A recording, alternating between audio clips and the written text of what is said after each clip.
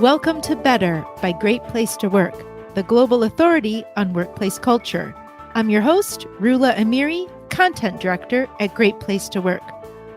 Michael Matthews, Chief Diversity and Corporate Responsibility Officer at Synchrony, joins me on today's episode where we dive into all things leadership. We talk about how that's changing at Synchrony and why, and the power of vulnerability among leaders. We also got into what being seen at work looks like and how tiring it can be to hide your authentic self. For listeners who can relate, we hope this is helpful.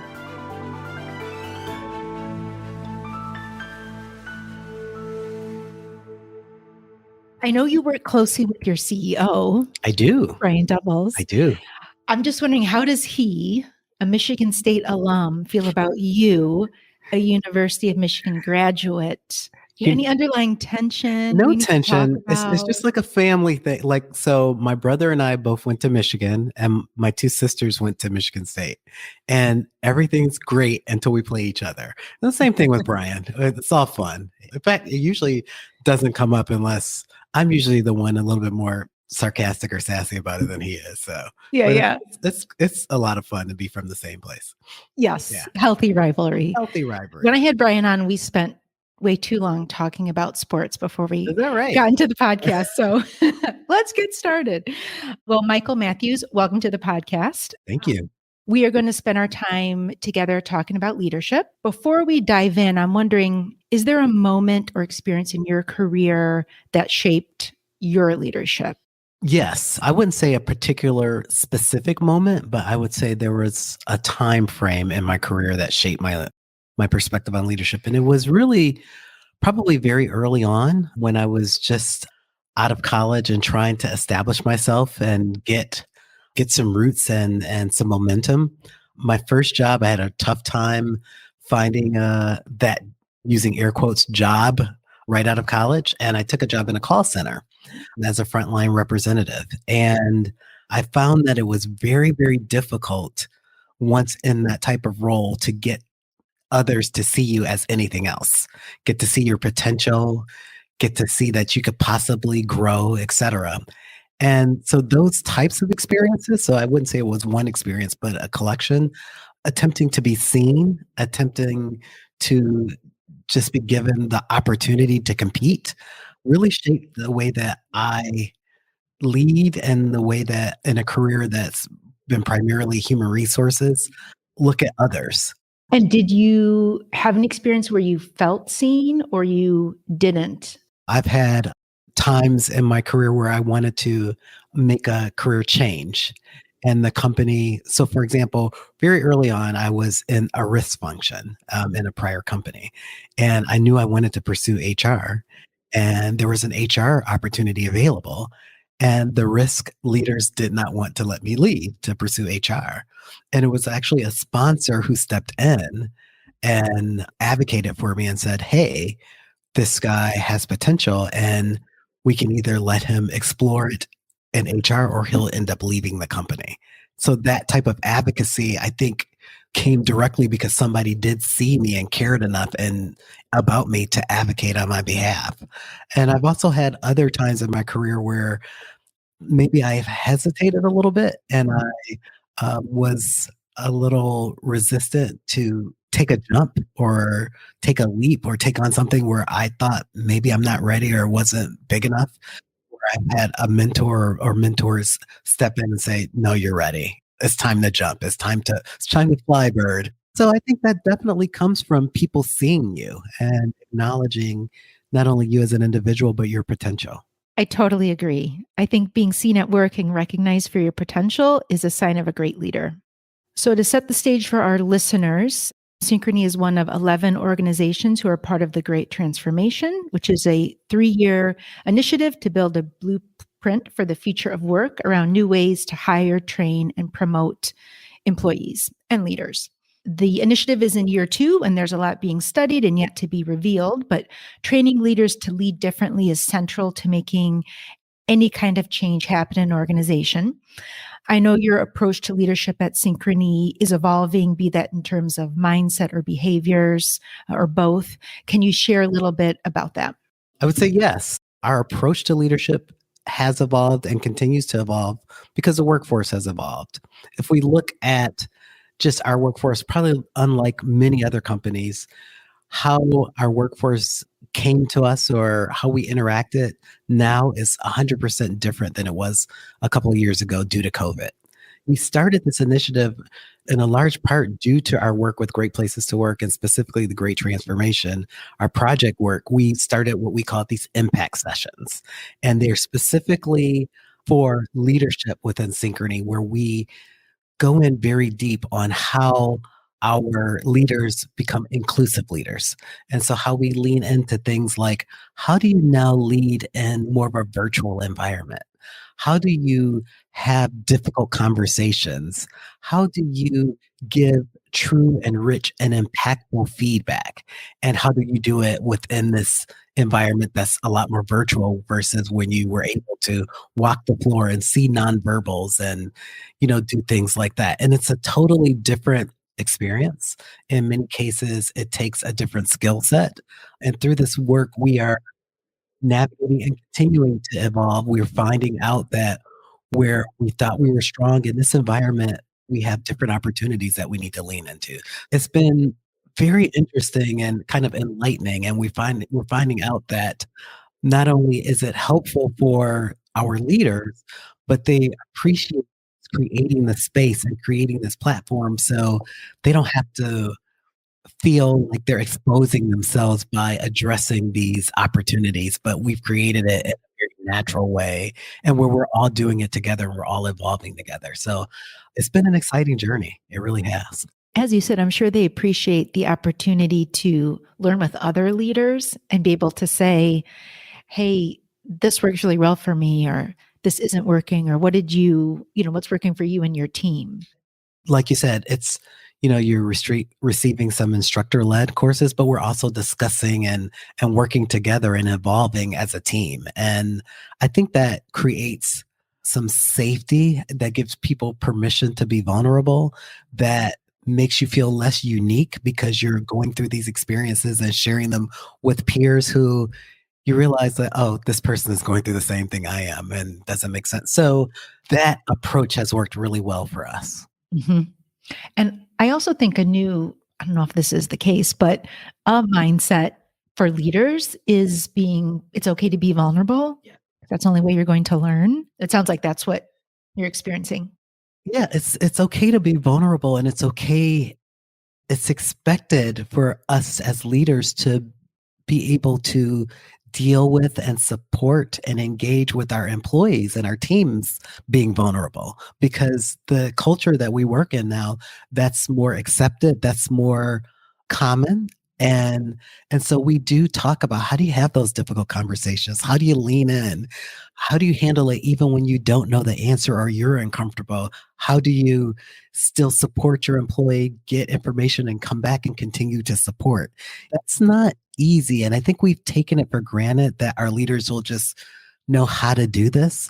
And what we found is our leaders, whether they know the answer or don't, or know the right approach or not, there's a genuine desire to want to get it right, and not to make a mistake. And so what we have to do is to get in front of that and make sure that they're equipped to handle the situation, even if you don't know the answer, how to handle it when you don't, and still make your team feel supported and like their leader is there for them. So it's really been a journey, but we found that it's really important. And our leaders are so appreciative that we are addressing these types of things because we've taken away that I'll say, for lack of a better term, shame of not knowing.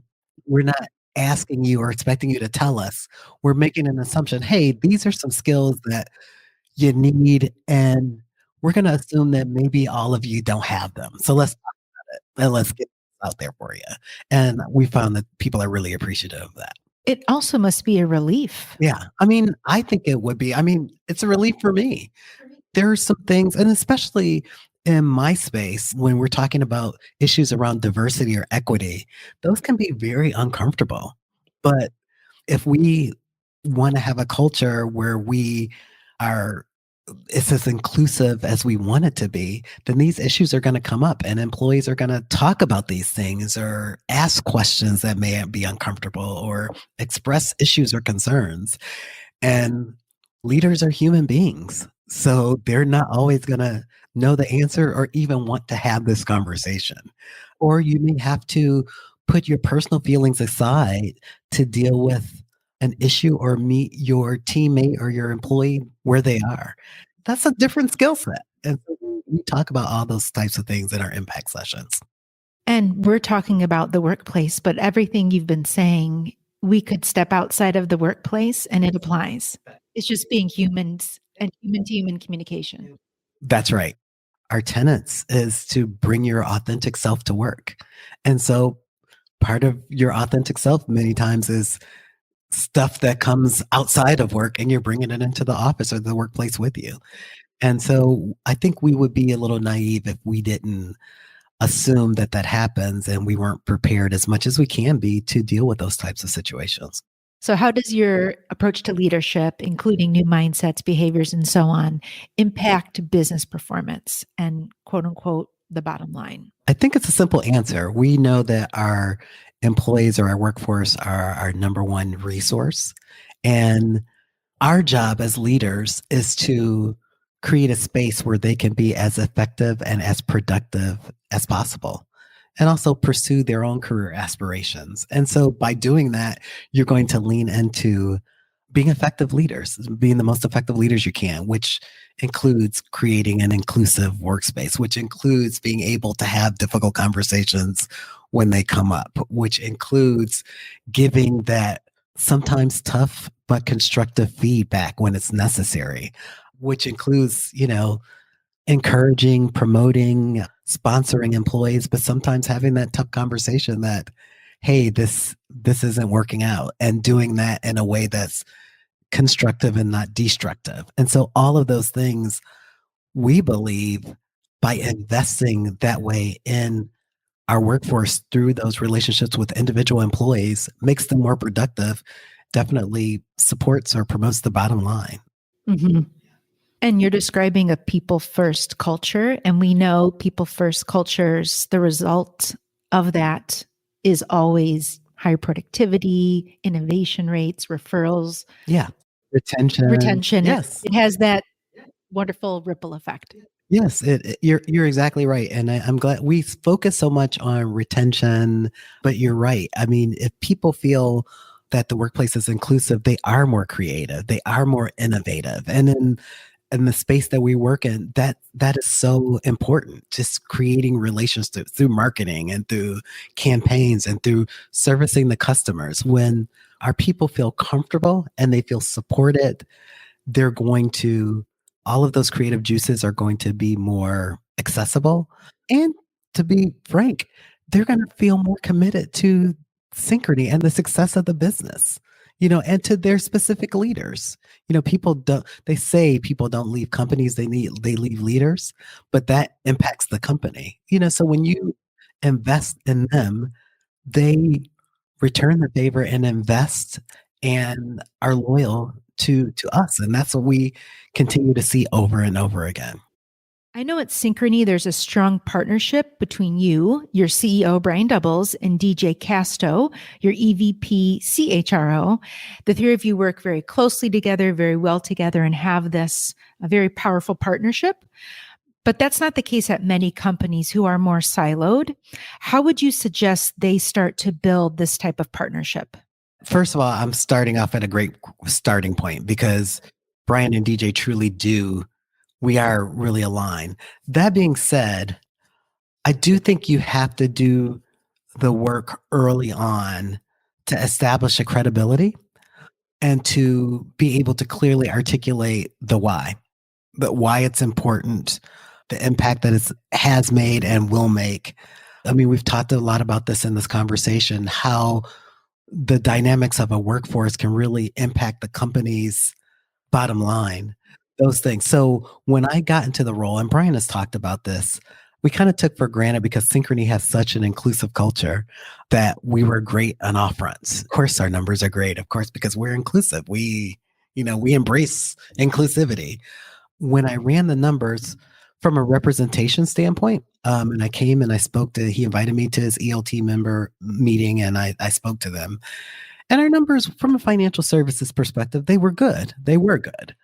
But when you looked at them over time, they were not moving. They were stagnant, where we would have the impression that we were improving, we doing even better than we actually were. And so I think that doing that work and establishing credibility and saying, hey, here's where we think we are, and here's where we actually are. And here's where you said you want to be. So let's have that conversation. And so by doing that type of work and having that transparency and that honesty with the data and what it is and what it isn't, and not just blowing smoke, that gets your CHRO and your CEO to lean in, understand even more or value what you're doing and the work you're doing even more. And so I think that's part of it. And then I think understanding that once you gain credibility or establish that relationship, it's not just a given. You continue to earn that credibility and keep building into that relationship. So, we talk about data and we talk about that process, but as Synchrony have evolved, our leadership's evolved, the expectations of my team has evolved, and I can't keep delivering the same thing. So if I look at data, the level of data that we started off with, it was good. But as they became more sophisticated, it wasn't enough just to provide representation data. We had to peel that onion even more and give them like how they could use the data specifically to improve. And we had to parse it specifically for each ELT member and make it a lot more specific to address concerns and how to improve, et cetera, et cetera. I don't want to get too deep into the weeds, but we have to continue to evolve and grow and develop. And as we are doing that, we continue to show our value to the business and to our CHRO and our CEO. And because of that, I think the relationship continues. It just didn't establish that cohesiveness, but it continues to stay tight over the years.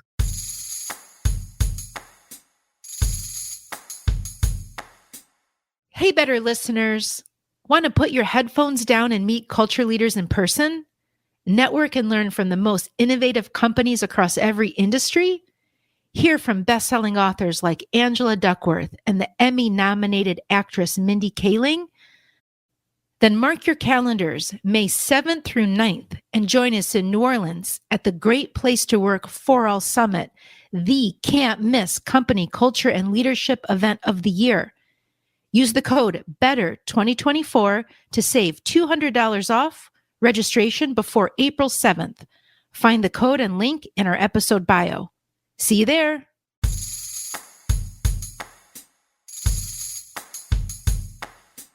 Switching gears a bit, let's talk about you. If you could go back in time, what advice would you go back and tell your younger self? Ooh, great question. I know I would tell myself not to spend so much time and energy trying to fit a mold. And so I think when you're earlier in your career, I can speak for myself, you have an image or an idea of what a professional looks like, sounds like, dresses like, acts like, and that's changed over the years. And then you come in contact with people who you respect or people of authority or power, positional power that you may try to mimic. And in my case, there were different qualities or characteristics that, I tried to suppress or not be, or, you don't want to be too this or too that or whatever.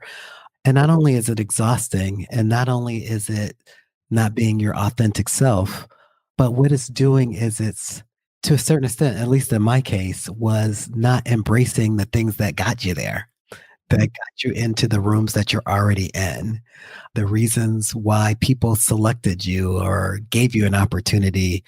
I wasted a lot of time early in my career in doing those types of things instead of leaning into what uniquely makes Michael Michael. What types of things? I'll give you a very basic example. Like I remember earlier on in my career, I worked for a leader who was very buttoned up, extremely particular. I'm more of a casual, informal style person. And I found when I was meeting with her initially, I tend to talk with my hands, and I found her staring at my hands. And so then the next meeting, I was like, okay, stop talking with the hands. So I ended up sitting on my hands. I mean, just so I wouldn't talk with my hands. And the thing that broke the ice with us is like on my third or fourth meeting, I'm like, I'm exhausted, because she was very, her face was very still, and it's just no expression, and very intense, and she didn't emote, and so I just said, "Look, I'm exhausted. Yeah, and she just busted out laughing. She's like, "What are you talking about?" And I shared that, and she's like, "No, look, I love those qualities about you. That's why you're on this team. I know that I come across, and sometimes I'm misunderstood or assign characteristics that I might not be feeling. And you are able to build these relationships that I am not. And that's one of the values that you bring to the team. And so that's just a little example of I was going way out of my way to not be me. And the thing that made me me was actually one of the things that she found the most valuable. Is there a book or podcast you'd recommend to your peers to listen to or check out? We do an annual diversity meeting. We call it our Global Diversity Experience. And we have a couple of keynotes and speakers every year. And this last year, we had a speaker, Michelle Mijun Kim. She wrote a book called The Wake Up. And it's not specifically on leadership, but it talks about diversity and leaning into individuals and understanding the role that we as individuals play, and that talks about privilege and white privilege and navigating that and not weighing into and seeing people. And so I think as leaders, leaning into gaining that skill set, understanding the background and the implications and how people react and perceive things and how it affects how they navigate professionally and personally. As a leader, I think that is a very important skill set to have. So that's what I would recommend right now. Well, Michael, thanks for joining me today on the podcast. I enjoyed the conversation. So did I. Thanks for having me. This was great. Thanks for listening. If you enjoyed today's podcast, please leave a 5-star rating, write a review, and subscribe so you don't miss an episode. You can stream this and previous episodes wherever podcasts are available.